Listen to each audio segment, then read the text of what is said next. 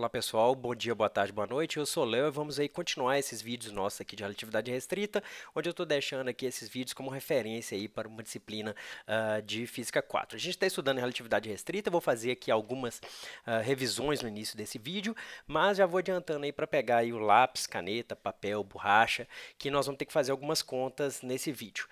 Nós vamos estudar transformações de Lorentz. A ideia é a gente deduzir as transformações de Lorentz a partir aí de algumas hipóteses iniciais, mas nós vamos ter que fazer algumas contas. Não são contas difíceis, não tem nada de integral, não tem nada difícil, não. São sistemas de equações lineares, mas a gente vai demandar a gente fazer algumas continhas. Não tenho medo de conta, mas só que essas contas a gente tem que fazer. E é importante a gente fazer essas contas para a gente pisar em chão mais firme quando a gente estiver trabalhando com a teoria, certo? Então vamos aqui seguir aqui essa revisãozinha nossa.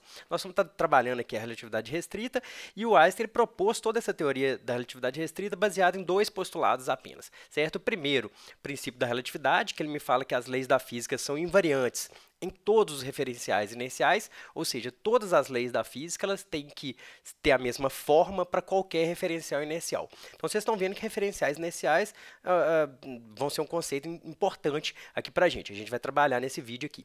E o segundo postulado é da constância da velocidade da luz. Ele me fala que a velocidade da luz, no vácuo, ela tem o mesmo valor c em todos os referenciais inerciais. Esses dois postulados, eles têm uma aparente eles aparentam ser contrários um ao outro, mas só que na verdade eles não são. A gente está chegando a essa conclusão no decorrer desses vídeos aqui.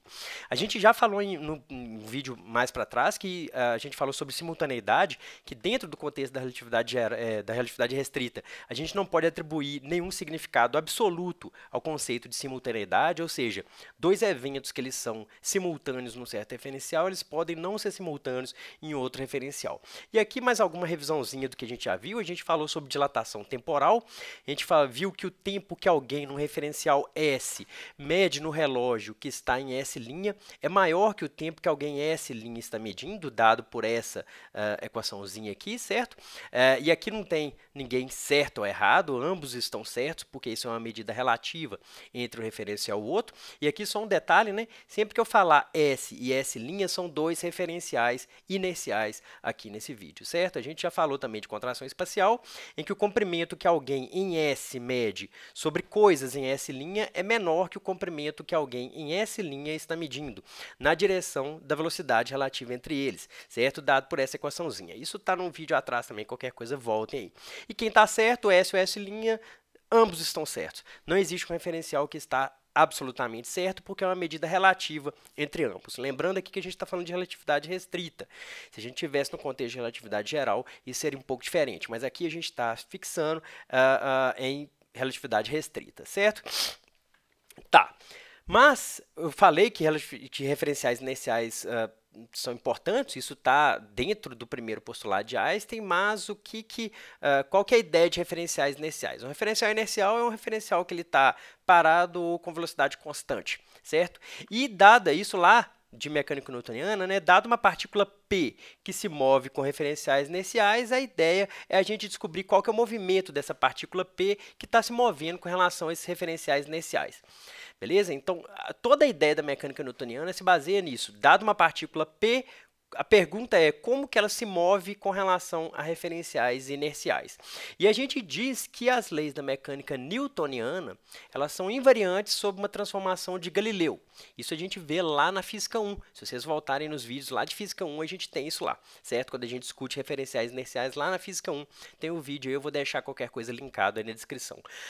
Mas as leis da mecânica newtoniana, elas são invariantes sobre o que a gente chama de transformações de Galileu. Só que as equações de Maxwell, elas não são invariantes sobre transformações de Galileu. O que é invariante aqui? Invariante é o seguinte, se você pega a segunda lei de Newton, F, força resultante, eu vou chamar de F aqui, F é igual a ma, força igual a massa vezes aceleração. Essa lei, força igual a massa vezes aceleração, ela vale para qualquer referencial inercial, ou seja, se eu escrever em um outro referencial, S', se eu escrever F' é igual a M' vezes A', a forma da lei de força é a mesma, certo? Ou seja, dado uma transformação de Galileu, a forma das leis de Newton elas se mantém as mesmas. Porém, as equações de Maxwell elas mudam de forma quando a gente faz uma transformação de Galileu nelas. Eu vou deixar também linkado na descrição um artigo que mostra como que essas equações elas mudam se a gente está em referenciar, se a gente aplica uma transformação de Galileu nas equações de Maxwell. Mas e aí, né? E aí? Qual que é o tipo de transformações que as equações de Maxwell seguem, sendo que elas fiquem invariantes? Essa que é a pergunta que a gente quer responder. Então, vou ler essa pergunta aqui de novo. Mas então, qual tipo de transformação as equações de Maxwell seguem, de modo que elas fiquem invariantes? Se elas não são invariantes sob transformação de Galileu, quais são essas transformações que deixam as equações de Maxwell invariantes? Certo? Essa é que é a ideia que a gente vai tentar responder aqui agora. Aí lembrando que no desenho aqui em cima, né, sempre eu vou chamar aqui S como sendo um referencial inercial, S' como sendo um outro referencial inercial, certo? A gente vai estabelecer as condições para esses dois referenciais inerciais agora, beleza? Então olha só, os referenciais S e S' são inerciais. Se eles são inerciais, eles têm velocidade constante, ou eles estão em repouso com velocidade constante. De toda forma, eles têm velocidade constante um ao outro ali, ou a velocidade deles é constante. Eles não estão acelerados de forma alguma, certo? Definição de referencial inercial. Então, os referenciais S e S' são inerciais. E a gente vai assumir várias coisas que a gente vai assumir nesse slide aqui e para a sequência do vídeo, é para simplificar um pouco as contas. A gente pode deduzir uma transformação de Lorentz mais geral, mas para o que a gente vai trabalhar nessa disciplina, essa aqui já está tranquila, certo? Então, esses referenciais S e S', eles são inerciais e eles coincidem em T igual a T' que é igual a zero. E aqui uma outra coisa que eu quero salientar é, todas as variáveis que tiverem sem linha, por exemplo, esse T aqui, ele vai estar referente ao referencial S. Tudo que é sem linha está referente ao referencial sem linha. Tudo que está com linha é referente ao referencial que está com linha, certo? Já vamos definir isso aqui agora de uma vez para já ficar livre disso aqui já, beleza? Então, tudo que está sem linha é com relação ao referencial S, tudo que está com linha ao referencial S', certo? E a gente está assumindo que esses dois referenciais, quando o tempo era zero em S e em S', esses dois referenciais eles coincidiam, certo? É como se um tivesse vindo assim, aí quando desce T igual a T' igual a zero, eu começo a medir esse camarada, certo? É como eles vão coincidir quando T é igual a T' que é igual a zero, certo? A gente vai assumir também, sem perda de generalidade, que esse referencial S' se move com velocidade v constante na direção horizontal com relação a S. Vou ler de novo aqui, ó. Nós vamos assumir, sem perda de generalidade, é só para simplificar o nosso resultado final aqui, que esse referencial S' ele se move com velocidade v, essa velocidade é constante, na direção horizontal com relação a S. Se vocês olharem no desenho aqui, é justamente isso aqui, ó. Essa velocidade v aqui, ela está aqui na horizontal com relação a S, essa velocidade é constante, certo? E quando t era igual a t' que é igual a zero, esse referencial S' ele estava justamente em cima do referencial a S aqui, beleza? Aí aqui vai ter uma discussão, nesse ponto aqui vai ter uma discussão que já vamos fazer aqui de uma vez também. Neste cenário que a gente está trabalhando, os eixos perpendiculares ao movimento, nesse caso aqui seria o Y e o Z eu não estou mostrando aqui na figura para não ficar muito cheio, mas o eixo Y e o eixo Z, eles não serão afetados pelo movimento, certo? Vamos tentar dar um argumento aqui para isso aqui tá valendo. Eu vou ler de novo aqui, ó.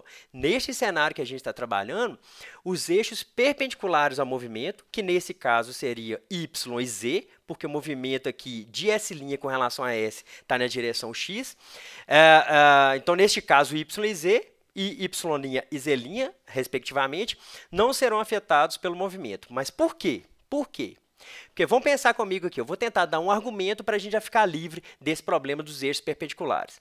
Então, imagina que essa barra verde na figura aqui, ó, eu tenho uma barra verde aqui na figura que ela tem esse tamanho AB aqui. E essa mesma barra verde está aqui em S', A', B', certo? Então, olha só. Então, vamos imaginar essa barra verde na figura, ela tem tamanho AB. Coloque esse AB aqui, sei lá, valendo 1 metro, certo? Então, essa distância AB aqui vale 1 metro. Quando eu tenho t igual a t' que é igual a zero, tanto essa barra AB em S quanto a barra A', B' em S', elas têm o mesmo tamanho. Por quê? Porque os dois eixos estão coincidindo. Não foi esse ponto aqui que a gente colocou aqui em cima? Esse ponto aqui está falando que os eixos estão coincidindo quando t igual a t' que é igual a zero, certo? Então, se essa barra verde ela tem o tamanho AB em S e a linha B' em S', elas têm que ter o mesmo tamanho quando T igual a T', que é igual a zero. Beleza? Por quê? Porque esses dois referenciais coincidem simultaneamente neste tempo e nessa posição. Beleza? Então, olha só. Se com o movimento na horizontal, com o movimento na horizontal, que acontece só em x, se houvesse alguma contração do comprimento transversal ao movimento, ou seja, se houvesse alguma contração do comprimento nessa direção y aqui nesse caso, isso daria uma contradição. Por quê? Porque tanto S quanto S' mediriam uma barra menor que o tamanho que já era coincidente em T igual a T', que é igual a zero.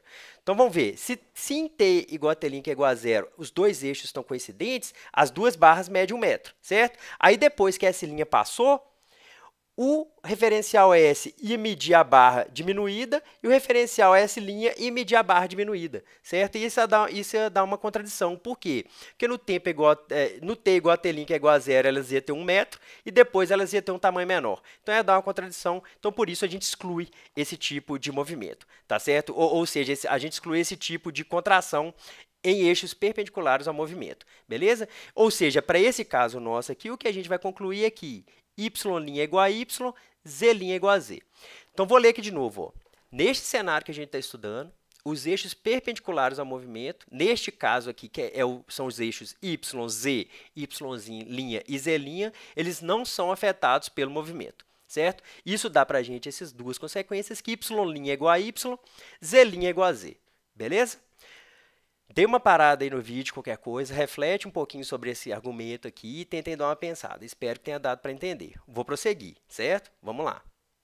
Então, primeira conclusão que a gente teve aqui, nos eixos transversais ao movimento, transversal aqui, né? Transversal ao movimento, a gente tem que y' é igual a y, z' é igual a z. Só que agora a gente tem que trabalhar o eixo x, certo? Então, a gente tem que trabalhar o eixo x e x', só que também a gente vai ter que trabalhar T e T', coisa que não acontecia em mecânica newtoniana. Para a mecânica newtoniana, para Newton, o tempo é absoluto, T é igual a T', ponto final, certo? O tempo para qualquer referencial inercial é igual. Aqui já vai ter uma certa diferença, certo? Então, a gente vai ter que trabalhar os eixos x e x' e também os eixos T e T'. Mas já anota esses dois resultados aqui, ó. Y' é igual a y, z' é igual a z, certo? Vamos colocar aqui as 4 hipóteses que a gente vai assumir com relação a essa transformação de coordenadas que a gente está querendo. São 4 hipóteses que a gente vai ter que assumir, certo? O tipo de transformação que a gente está querendo, ela tem que seguir alguns critérios. São critérios, pelo menos na minha visão, são critérios muito diretos e muito lógicos para a gente tomar, dado que a gente está trabalhando em relatividade restrita. Primeiro critério, que o movimento retilíneo uniforme em S deve ser o movimento retilíneo uniforme em S'. Ou seja, você não está criando nenhuma aceleração em nada porque você está em algum referencial inercial, certo? Então, primeiro critério, número 1, anotem esses critérios aqui, que vai ser interessante vocês anotarem esse camarada. Então, o movimento retilíneo uniforme em S deve ser o movimento retilíneo uniforme em S'. Primeiro critério nosso. Se eu tenho que a velocidade relativa entre esses camaradas é zero, a transformação deve ser a identidade. Tá certo? Então, se a velocidade é zero, significa que no tempo t igual a t' igual a zero, esses dois eixos eram iguais e vão permanecer iguais. Beleza? Então, a transformação tem que ser identidade. Isso vai ser importante para a gente. Então, primeiro critério, movimento retilíneo uniforme em S deve ser um movimento retilíneo uniforme em S'. Segundo critério, para velocidade nula entre os referenciais, a transformação deve ser identidade. Terceiro critério, se um sinal luminoso é enviado da origem de S e de S' quando t igual a t' igual a zero, ou seja, quando esse referencial S' passou por S, os dois piscaram uma luz ali e emitiram um sinal luminoso. Então, se um sinal luminoso é enviado da origem de S e de S', quando t igual a t' igual a zero, a sua frente de ondas deve se propagar com velocidade c em todos os referenciais inerciais. Isso vem do segundo postulado de Einstein. A sua frente de ondas deve se propagar com velocidade c em todos os referenciais inerciais, certo? Eu consegui rabiscar ele errado, né? A sua frente de ondas deve se propagar com velocidade c em todos os referenciais inerciais. Isso aqui me implica nessas duas equações aqui, ó. x2 mais y2 mais e2 é igual a c2t2 e x' mais y' mais z' é igual a c² t'². O que significa isso aqui? Isso aqui é uma equação justamente de uma esfera de raio ct, ou seja, uma esfera que está se expandindo com velocidade c, certo? E aqui é uma esfera em S', é uma esfera, né? Isso aqui é a equação de uma esfera, né? É uma esfera em S' que também se expande com velocidade c. Então, ela tem raio ct, certo? Então, ó, primeiro, sobre o movimento retilíneo uniforme. Segundo critério, que a transformação ela tem que dar a identidade para velocidade nula. E terceiro, que um sinal luminoso ele segue essas duas equações aqui, ó, beleza?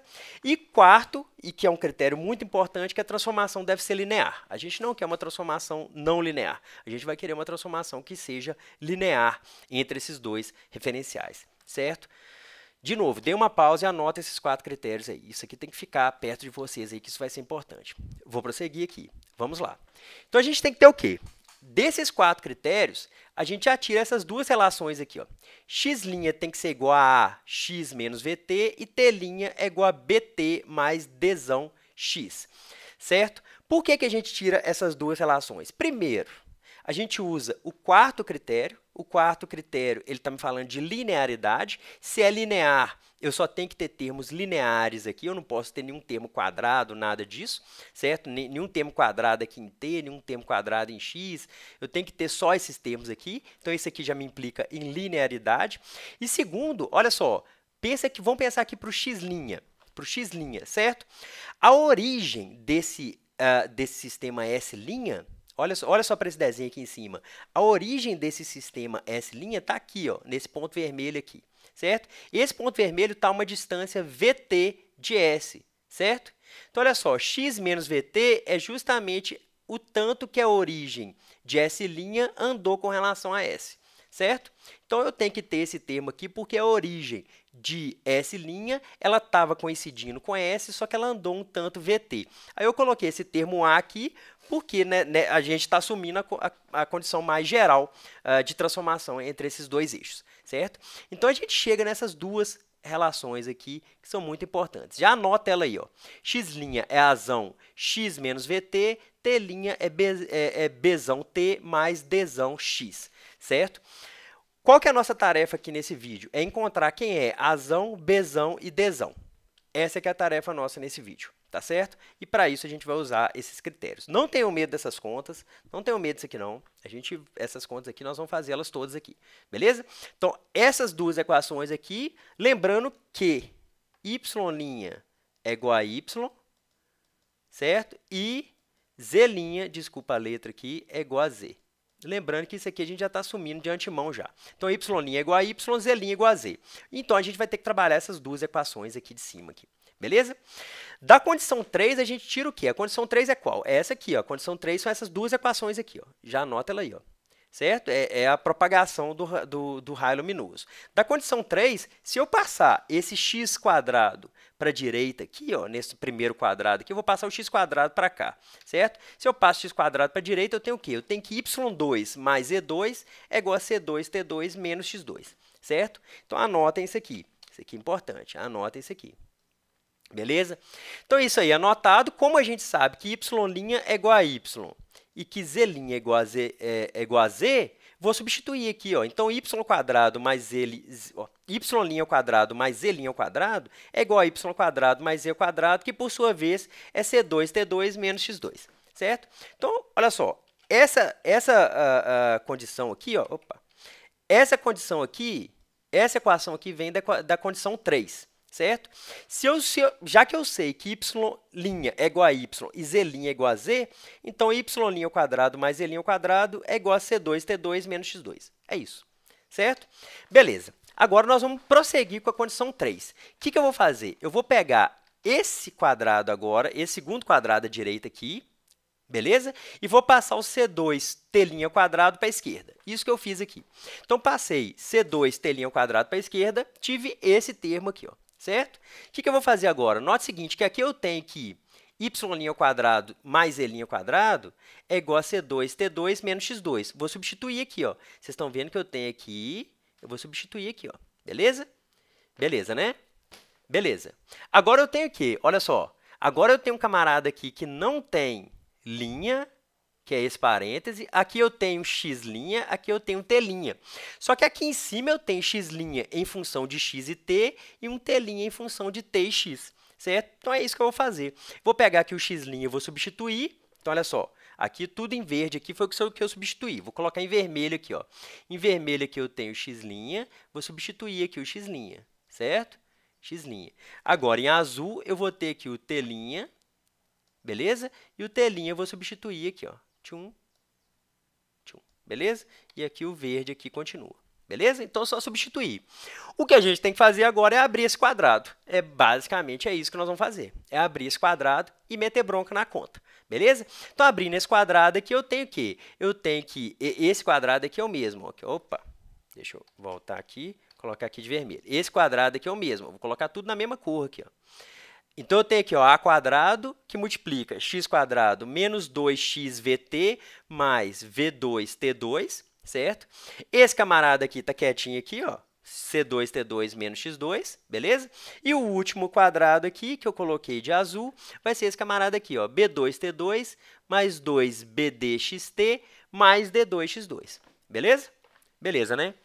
Qual que é a tática agora? A tática vai ser eu coletar todos os termos que estão multiplicando x quadrado, todos os termos que estão multiplicando 2xt e todos os termos que estão multiplicando t quadrado, certo? Então, eu vou tentar colocar aqui, eu acho que com mais cores vai ficar mais complicado, mas vamos pensar aqui, ó, x quadrado eu tenho, deixa eu tentar colocar com essa cor aqui, ó, x quadrado eu tenho esse a, está aqui, x quadrado eu tenho menos 1, que está aqui, certo?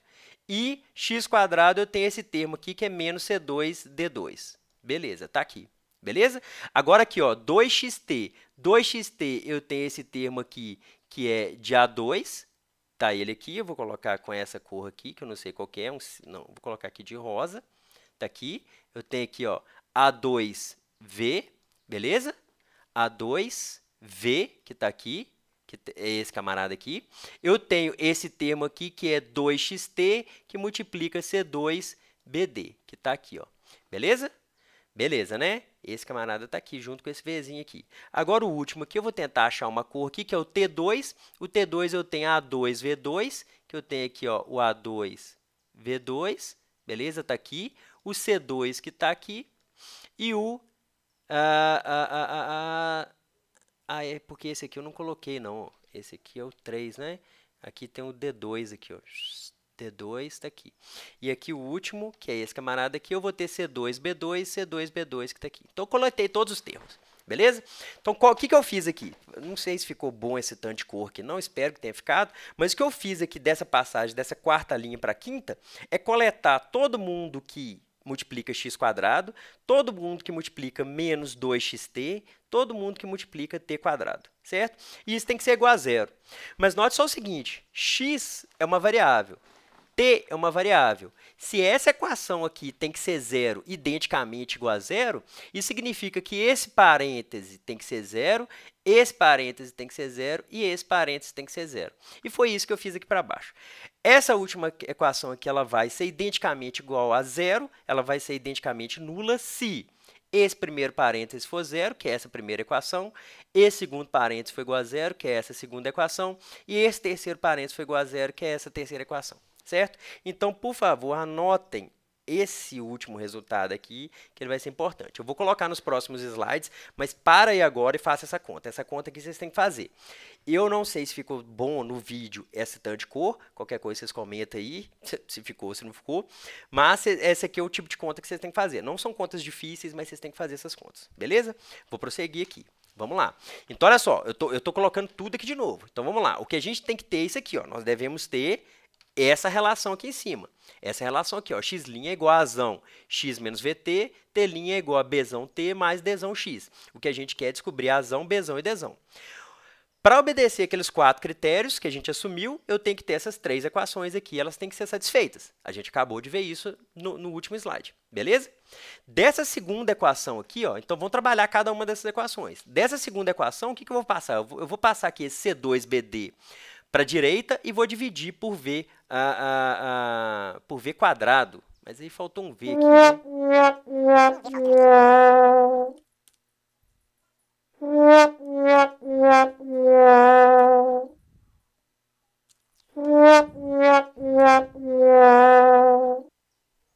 Ah, não, aqui, ó, eu descobri que aqui, ó, olha aqui, o erro tá aqui, ó, isso aqui é A2V mais C2BD. Aqui eu coloquei um V a mais aqui, ó. Então, esse aqui não tem esse V aqui, não, ó. Então, por favor, consertem aí, que não vai dar para consertar agora, não. Certo? Mas só que eu vou consertar no PDF que eu vou colocar na descrição desses slides. Certo? Então, esse V aqui tá a mais aqui no slide. Certo? Então, esse aqui, ó, aqui tá errado. Aqui tá errado. Esse V não tem e aqui está certo, beleza? Então, eu passei C2BD para a direita e dividi por V. Então, a gente tem essa relação aqui, ó, que A2 é igual a menos C2 sobre V, Bzão, Dzão. Beleza? O que eu vou fazer agora? Eu vou substituir esse A2. Vocês estão vendo que aqui, ó, na terceira equação tem A2, na primeira equação tem A2. Aí alguém vira e fala assim, ah, Léo, mas só que tem outros jeitos mais fáceis de resolver isso aqui, não sei o que e tal. Beleza, pode fazer do jeito que for, desde que seja matematicamente correto, pode fazer tranquilo, de qualquer jeito. Isso aqui é um sistema de equações lineares, pode fazer do jeito que for mais prazeroso aí, beleza? Vou substituir esse A ao quadrado na terceira equação e na primeira equação, beleza? Substituindo na primeira equação, eu tenho o quê? Eu tenho que menos C2BD sobre V menos C2D2 é igual a 1. Certo? Beleza, né? O que eu vou fazer agora? Eu vou tirar aqui em evidência C2Dzão sobre V e vou ter isso aqui, ó. Então, eu tenho menos C2Dzão sobre V é igual a B mais Dzão V. Isso aqui tem que ser igual a 1. Só tirei em evidência esse termo aqui, certo? E na terceira equação, eu tenho o quê? Eu tenho que C2VBD mais C2B2 é igual a C2. O que eu vou fazer aqui? Eu vou tirar C2B em evidência, aí eu vou poder cancelar o C ao quadrado, eu vou ter que Bzão, que multiplica VD mais Bzão é igual a 1, certo? Então, a gente obteve essa equação aqui e essa equação aqui, beleza? Beleza, né? Olha só. E note que esse parênteses dessa equação aqui, ó, dessa equação que eu estou mostrando aqui com a setinha, é igual a esse parênteses aqui embaixo. Ó. Aqui eu tenho B mais dV, aqui eu tenho B mais dV. Então, o que eu posso fazer? Eu posso dividir essa equação de cima pela equação de baixo, certo? Dividindo essa equação de cima pela equação de baixo, o que eu tenho? Eu tenho que menos C2D por BV, certo? É igual a 1. Beleza? O que eu vou fazer agora? Eu vou isolar o Dzão aqui. Então, Dzão é igual a menos VBzão por C2. A gente já descobriu uma relação que vai ser útil para a gente, certo? Então, ó, Dzão é igual a menos VB por C2, certo? Em princípio, C é dado, Czinho, que é a velocidade da luz, e V é dado, que é a velocidade entre os dois referenciais, beleza? Lembrando aqui, vamos só relembrar o que a gente está querendo. A gente está querendo uma relação entre as coordenadas dos dois referenciais, beleza? Então, encontramos essa relação para Dzão aqui, ó.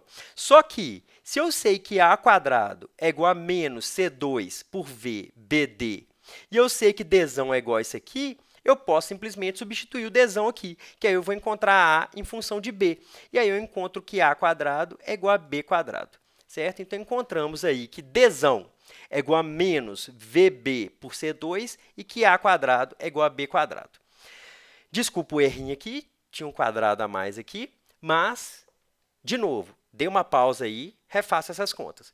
Essas duas relações em verde que eu coloquei aqui são importantes, certo? Mas eu aconselho fazer essas contas aqui, botar aí o lápis no papel e fazer essas contas, beleza? Isso aqui são contas que a gente tem que fazer. Tranquilo? Vou seguir aqui. Vamos lá. Então, olha só, de novo, ó, a gente tem que ter essa relação aqui. O que a gente está querendo descobrir é justamente essa relação aqui entre x' e t' com relação a x e t. A gente, para obedecer aqueles 4 critérios nossos, a gente descobriu essas 3 equações. E, estudando essas 3 equações, a gente descobriu que a quadrado tem que ser igual a b quadrado e que dzão tem que ser igual a menos vbzão por c2, certo? Beleza, né?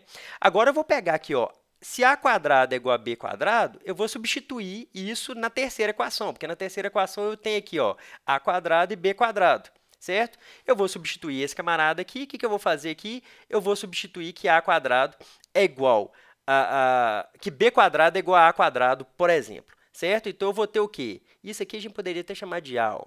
Isso aqui é A, certo? Então, A quadrado menos A quadrado por V quadrado... Volta. Aqui eu vou trocar aqui por A quadrado, certo? Aqui está B quadrado, mas olha só, B quadrado é igual a A quadrado. Então, dá na mesma eu escrever A quadrado ou B quadrado aqui, certo? Então, olha só, eu tenho que B quadrado menos A quadrado, que multiplica V2 por C2 é igual a 1. O que eu vou fazer aqui? Eu vou tirar esse A quadrado da evidência. Como B quadrado é igual a A quadrado, vou tirar A quadrado da evidência, eu vou ter essa relação aqui, ó. Essa relação aqui também é importante, que A quadrado é igual a 1 dividido por 1 menos V2 por C2. É só tirar aqui. Aqui se eu colocar que A é igual a B, ó, que A quadrado é igual a B quadrado, eu vou ter que A quadrado menos A quadrado, que multiplica V2 por C2, é igual a 1. Então, se eu tiro o A quadrado da evidência, eu tenho A quadrado que multiplica 1 menos V2 por C2, é igual a 1. Passa esse 1 menos V2 por C2 dividindo, eu vou ter essa relação que eu coloquei a setinha verde aqui embaixo. Essa relação é muito importante. Agora, a gente vai definir, e essas aqui são definições, são letras que a gente usa comumente em relatividade restrita e até em relatividade geral. A gente vai chamar aqui de beta igual a V sobre C, e gama a gente vai chamar de 1 sobre raiz de 1 menos beta ao quadrado. Vocês estão vendo aqui que no A ao quadrado já tem aqui, ó, 1 menos beta ao quadrado, certo? Então, olha só, eu estou chamando aqui de beta, V sobre C, e gama é igual a 1 por raiz de 1 menos beta ao quadrado, certo? Se A ao quadrado é igual a B ao quadrado, se eu tirar a raiz dessa equação aqui, eu tenho que lembrar que quando a gente tira a raiz, a gente tem ali um mais ou menos, certo? Então, A é igual a mais ou menos Bzão. Se aqui, ó, o A é justamente o quê? O A é justamente 1 sobre raiz de 1 menos V2 por C2, certo?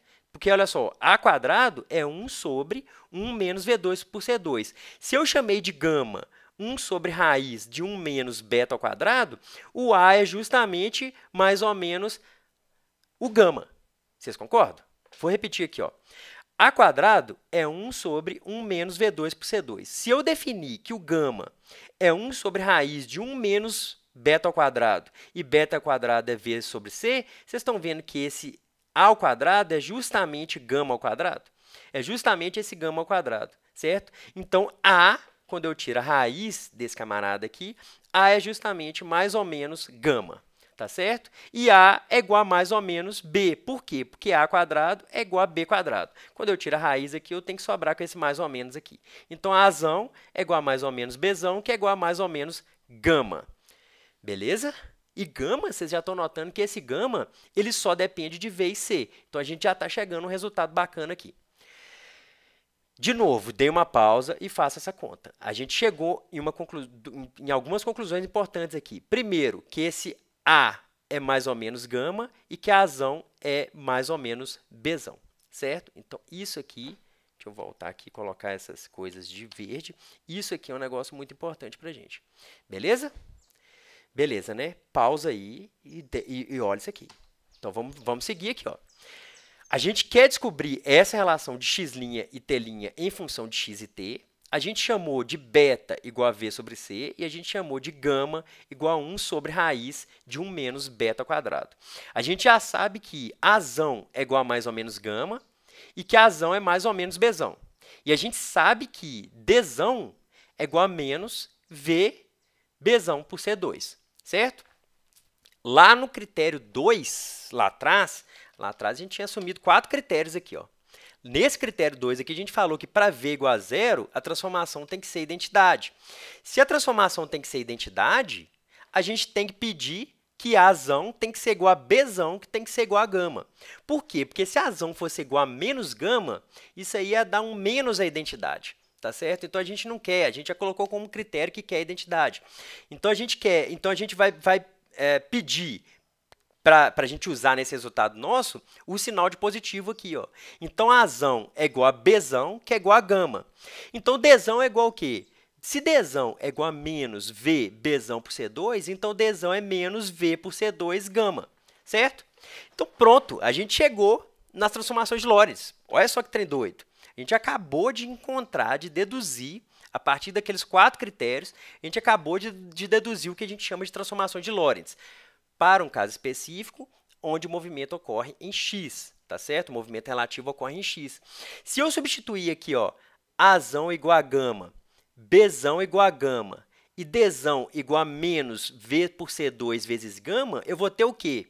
Eu vou ter que x' é igual a gama x menos VT, eu vou ter que T' é igual a gama T menos V por C2x, certo? Vocês estão vendo que aqui tem gama, então vai ter um gama aqui, a gente pode tirar a evidência. A gente já sabe que y' é igual a y, z' é igual a z, para esse caso em particular da transformação de Lorentz. Então, a gente chegou aqui nesse resultado, que ele é importantíssimo. Essas transformações são as transformações que deixam as equações de Maxwell invariantes. Essas são as transformações que deixam as equações de Maxwell invariantes. Não são as transformações de Galileu. A transformação de Galileu vai ser qual? Vai ser quando gama é igual a 1, certo? E quando o C tende a infinito. Então, é quando eu tenho que x' é igual a x menos VT e que T' é igual a T. Tá certo? Essas são as transformações de Galileu. Aqui a gente tem umas transformações um pouco diferentes, que são as chamadas transformações de Lorentz. E a gente acabou de deduzir esses camaradas. Se teve alguma dúvida de conta, gente, volta no vídeo e refaça essas contas. Essas contas são importantíssimas para serem feitas, certo? Então, vou seguir aqui. As transformações de Lorentz, então, que a gente acabou de encontrar são esses camaradas aqui, certo? Algumas observações que a gente, inclusive, vai usar em vídeos posteriores. A gente pode ter uma transformação de Lorentz inversa, ou seja, de S' para S. A gente encontrou aqui uma transformação de Lorentz que sai de S para S', ou seja, sai do referencial sem linha para o referencial com linha. A gente pode também fazer o contrário, do referencial com linha e para o referencial sem linha. Basta trocar o sinal da velocidade, tá certo? Então, basta trocar aqui o sinal da velocidade. E a gente pode ter também um caso geral das transformações de Lorentz, onde eu tenho aqui, ó, que o eixo perpendicular, o eixo transversal, ele não muda, tá? O eixo perpendicular a velocidade relativa entre o sistema de referencial, ele não muda. A coordenada que está paralela à velocidade, ela tem essa mudança, que é uma coisa similar a essa aqui de cima, ó, e o tempo também vai ter essa cara aqui. Então, no caso mais geral, a transformação de Lorentz é dada dessa forma.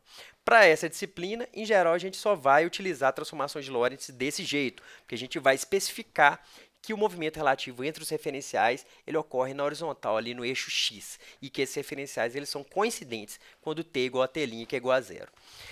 Não sei se esse vídeo ficou muito claro para entender, porque tem muita continha assim, mas não são contas difíceis, as contas são até bem tranquilas. Peço para vocês pararem, pausarem, fazer essas contas têm que ser feitas, certo? Tem que ser feitas essas contas aqui.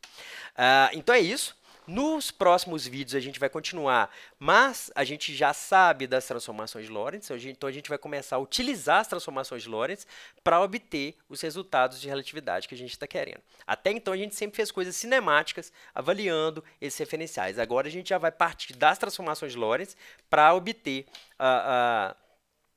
os nossos resultados. Note o seguinte, que essas transformações de Lorentz, elas já respeitam os dois postulados da relatividade restrita, certo? Quase que por construção. Dentro daqueles 4 critérios, a gente já tem um que já pede que a velocidade da luz elas tenha a mesma velocidade para qualquer referencial inercial. Então, ela já vai satisfazer os postulados da relatividade restrita meio que automaticamente, certo? Então, é isso. Qualquer coisa, vocês voltem no vídeo. Não sei se ficou legal. Qualquer coisa, vocês comentem aí. Agradeço aí. Um grande abraço. Até a próxima. Falou. Tchau.